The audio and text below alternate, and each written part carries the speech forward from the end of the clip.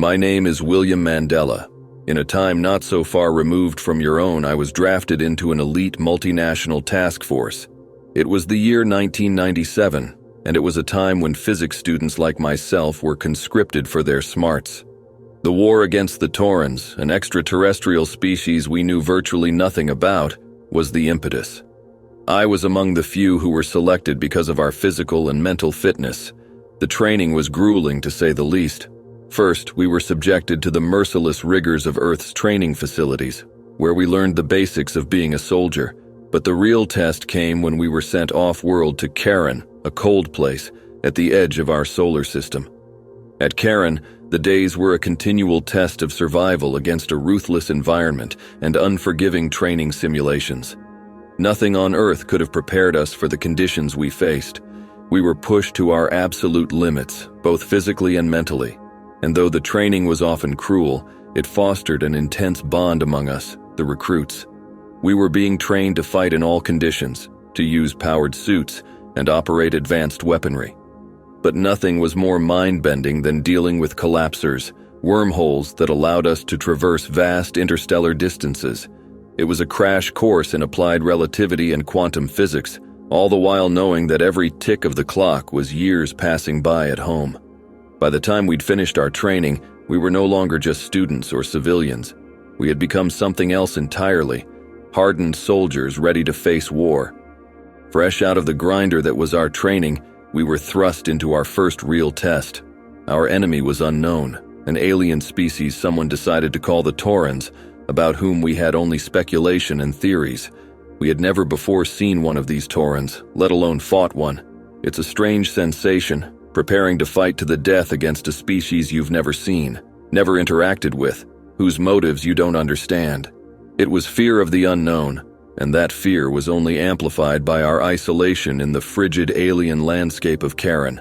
Our powered armor, while highly advanced, felt both claustrophobic and terrifyingly fragile. Our weapons were untested against the enemy. We were walking into this battle blind, fueled only by adrenaline and fear. When the first contact happened, it was chaos. They were more formidable and alien than we'd ever imagined. But we were there to fight, and fight we did. It was a battle that pushed our training to its limits, but in the end, we succeeded. We had won our first encounter with the Taurans, but we lost friends. The cost of the war was already becoming devastating, and in the wake of the battle, as we nursed our wounds and mourned our dead, we realized we were further from home than we could have ever imagined. What felt like months to us had been decades back on Earth. Time, just like the Taurans, was now our enemy. After the battle at Charon, we were finally allowed to return home. Home, a word that conjures up feelings of familiarity and comfort. But for us, home was anything but familiar. Due to the time dilation caused by our relativistic travel, we returned to an Earth that had moved on by decades, while we aged only a couple of years. The world that I once knew, the society I was a part of, was now a distant memory, a ghost of the past. It was the 21st century, and yet I felt like a man out of time. The social and economic changes were staggering. We saw unfamiliar technology, strange new social norms, even the language had evolved. We were strangers in our own home. The people we once knew had aged or were gone entirely. We had become relics, reminders of a past that many had forgotten or chose to ignore. And the hardest part? Trying to fit back into a society that had moved on without us, trying to understand norms and customs that were alien to us. As soldiers, we were celebrated as heroes, but as people, we felt like outsiders. The juxtaposition was harsh. We were celebrated for fighting a war against an alien species while feeling completely alienated on our own home planet. But we were still soldiers, and as soldiers, we were duty-bound to serve. After our brief and disorienting sojourn on Earth, we were asked to go back to the front lines, and so, with heavy hearts, we prepared for another tour, another leap into the future. After the disorienting experience of returning to a changed Earth, I found myself back in the military fold. The decision was not an easy one. Yet, the world had moved on without me, and ironically, the military was the only place where I still felt a sense of belonging. So I re-enlisted for a second tour, this time as a major. Our new mission took us even further into the cosmos, beyond what was familiar. The promise of returning home seemed like an illusion now, the fear of the unknown compounded by the knowledge of what we had already lost. The battles were harsh, the enemy was as relentless as ever.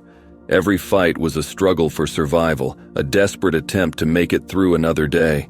The comrades I had trained with, laughed with, we watched each other's backs. We were not just a unit, we were a family, thrown together by circumstance and held together by shared hardship. Even as we fought on distant worlds, we could not forget Earth. We were soldiers in a war we did not fully understand, fighting an enemy that was as mysterious as they were deadly, on landscapes that were alien and difficult. In the midst of it all, I found solace in an unexpected place. I fell in love with a fellow soldier, Mary Gay Potter. Amidst the chaos and carnage, we found moments of tranquility in each other's company. It was a glimmer of something beautiful and profoundly human amidst the dehumanizing reality of war. The completion of our second tour was not an end, but another beginning. Instead of going back to Earth immediately, we were put in stasis. This was done to conserve resources during the long voyage and to bypass the effects of time dilation. It was a strange sensation, like a long, dreamless sleep. We went in knowing that when we woke up, our world would have moved on without us once more. When we came out of stasis, we were met with an Earth even more foreign than the one we left behind. This time, centuries had passed. There were social, technological, and even biological changes. Again, we felt like visitors from a distant past. The Earth of this future was utopian in some aspects, but deeply unsettling in others. Humanity had undergone significant evolution. They had found ways to eliminate diseases, control the population, and even manipulate genes to enhance human abilities. Language and norms had evolved to the point where it was hard to communicate and interact with people. We were viewed as oddities, ancient relics from a bygone era.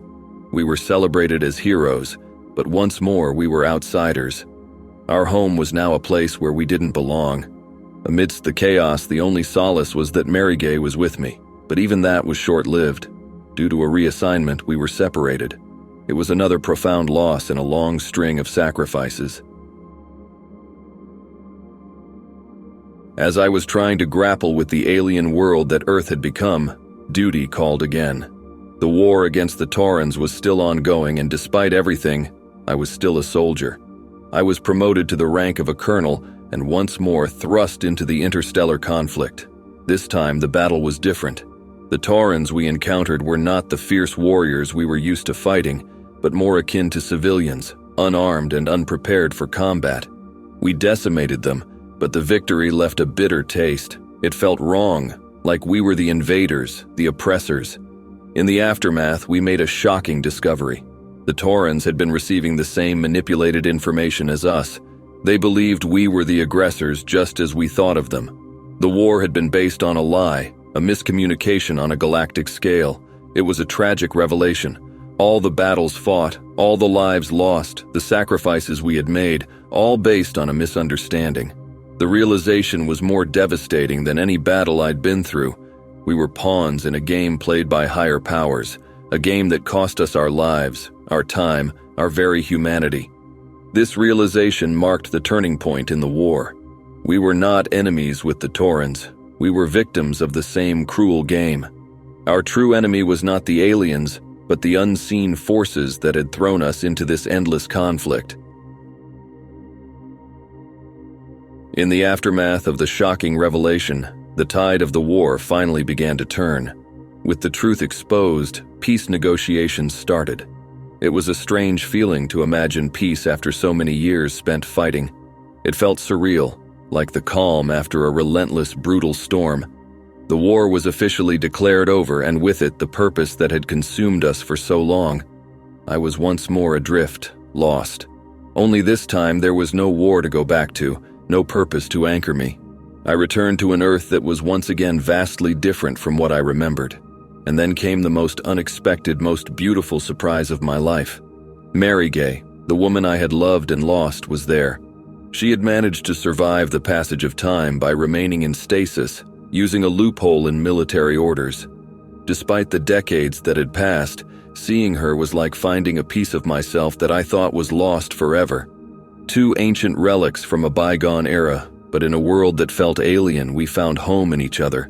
The war had cost us so much, taken so much from us, but in the end, we found each other. We found a semblance of peace, a sense of home. The forever war was finally over, and for the first time in what felt like a lifetime, we could look towards a future without its shadow looming over us.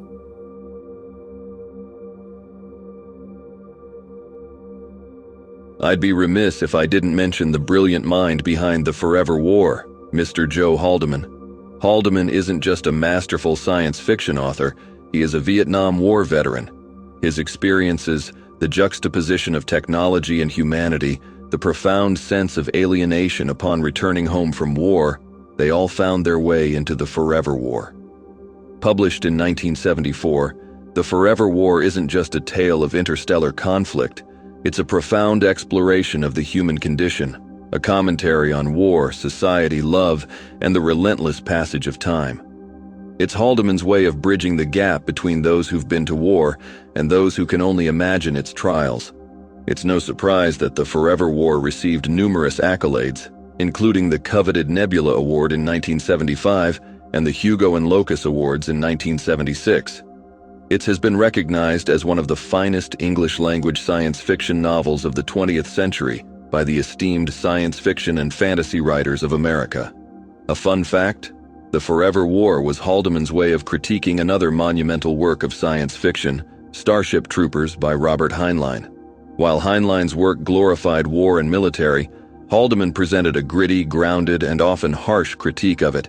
If you liked the video, don't forget to like, subscribe, and hit the bell notification. This is William Mandella signing off.